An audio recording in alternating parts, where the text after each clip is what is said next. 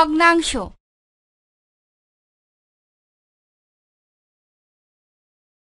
আমরা কিভাবে ভগ্নাংশ প্রকাশ করতে পারি?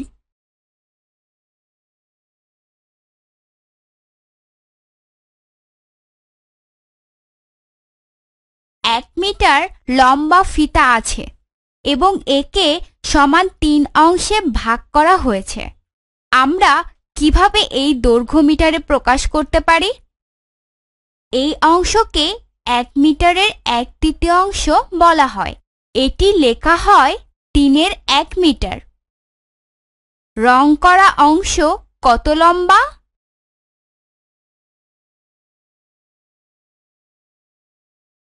4-এর 1 অংশ রং করি। সঠিক হয়েছে। 5-এর 1 অংশ রং করি। সঠিক হয়েছে।